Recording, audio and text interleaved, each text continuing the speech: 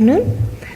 So I would like to talk to you about some of the most devastating diseases that we find post-harvest on apples and pears.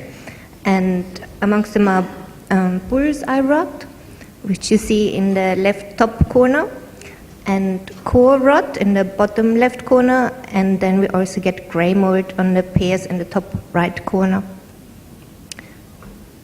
So for the apple core rot, that's mainly causing dry core rot symptoms or moldy core symptoms, as you see there in that picture.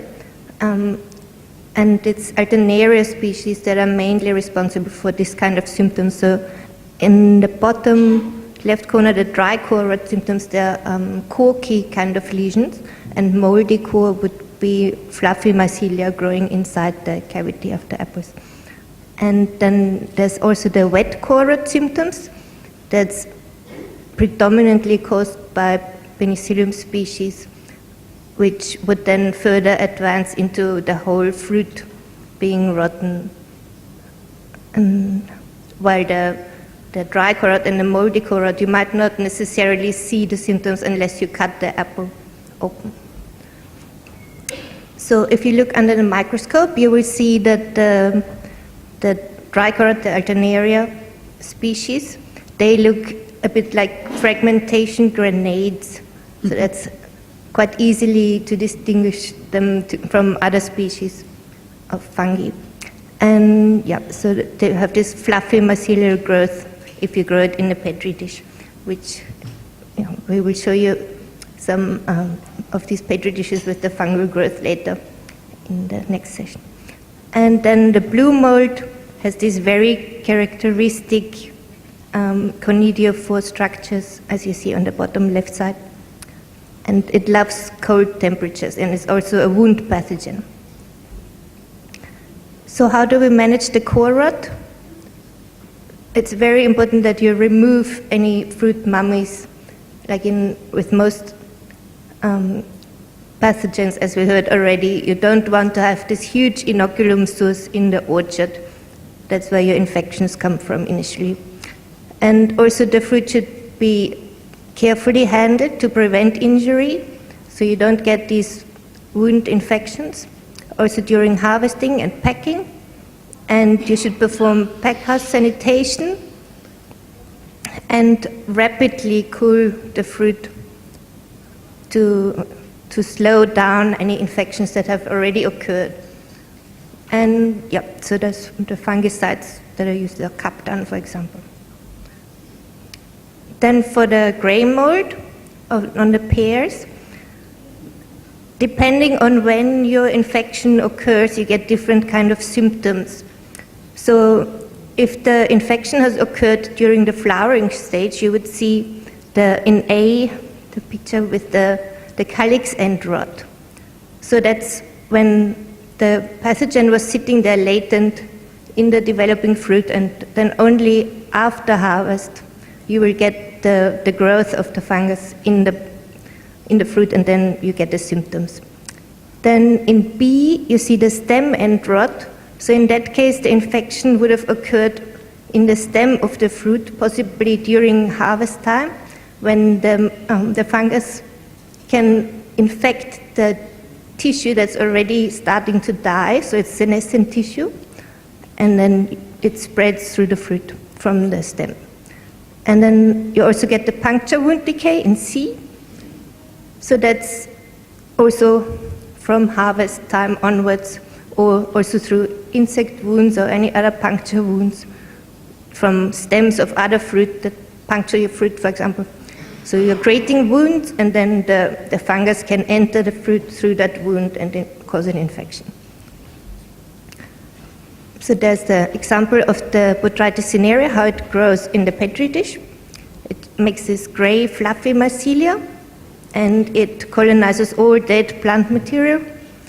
And it has many different host plants. So there's more than 200 plants that it can infect, and that includes native vegetation and weeds and many different crops. And it causes latent infections. That means you will only see the symptoms long after harvest, after you've had your fruit in storage or you've shipped it overseas, and then it might cause this nesting decay in your container. Yeah, that's the life cycle of Botrytis cinerea. So if we look at the bottom part of the picture, you see some of these examples of crops that get infected by Botrytis cinerea, and you can also get blossom blight. So the young tissue of the flowers is highly susceptible, and also seedlings are susceptible to disease. And then only later, the withering petals of the flower on the top picture, you can see that that's also susceptible tissue, so the senescing tissue, and scorched leaf tips and wounds. So then the pathogen enters through the wound, so the spore will germinate and then grow the mycelia inside the tissue, and it becomes soft and rots, and then it will produce conidiophores and spread to new tissue with the conidia.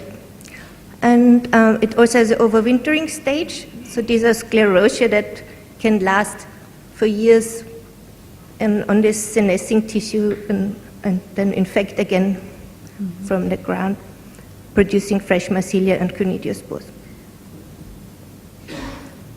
So for grey mold, the best thing to do is sanitation.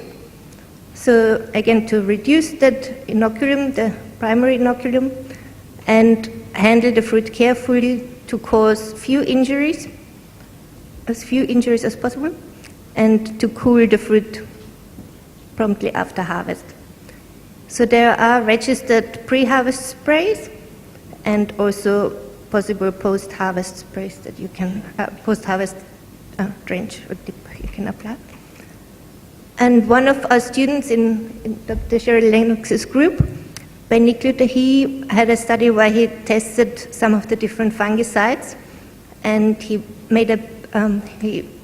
established the baseline sensitivity. So he looked in the petri dish what sort of dose of the fungicide he needs to apply to get 50% reduction of the mycelial growth. And that's what you see there in this graph. So he found a certain dose that's called the EC50. And then from that, he tested isolates from the pack houses for sensitivity to pyromethanol, and he found that 29% of the isolates that he tested were actually resistant to the pyromethanol. And that just shows how important it is that we monitor what's happening when we actually apply the fungicide, and that we don't just use one compound to try and treat everything. You have to follow the fungicide resistant management strategy and use different fungicide groups together to avoid such a situation. And then he also tested iprodion, and there he only found 5% of the tested isolates were resistant. So he had a relatively high frequency for the anilinopirimidine, which is the pyromethanol, and the iprodion seemed highly effective, but you have to be careful when you apply certain fungicides because they're not allowed for all the different markets. And yeah, so you shouldn't entirely rely on one post-harvest fungicide. It's important to have an integrated strategy and especially look at the sanitation in the orchard to reduce that inoculum. Yeah. Then we've got bullseye rot, which is a disease that occurs very sporadically. So in some years there's a lot of bullseye rot occurring, and in others we don't see it for years. And so it's a disease where the fungus colonizes the lenticel of the fruit, and it's a latent infection. So again, it will only come out after shipping the fruit overseas, which is a big problem. And so, yeah, these rings are where the fungus, the disease got its name from, the bull's eye, the concentric rings. So bull's-eye rot, if you grow it, the Neofabria vagabunda is the current name of the pathogen. If it grows in a petri dish, you will find this cream-colored beige mycelia, but the spores are actually colorless and curved. And yeah, so it's important to practice sanitation in the orchard and remove any of the infected fruit. And yeah, harvest at the optimum earliest maturity to avoid any rain events just before harvest, because that's where the infection will occur. And also, yeah, there's some possible pre-harvest applications of pyraclostrobin, which we're testing at the moment in the orchards in a current study by Andre, and you can talk to Andre later. He's going to also be around at the store. Yeah. Thank you.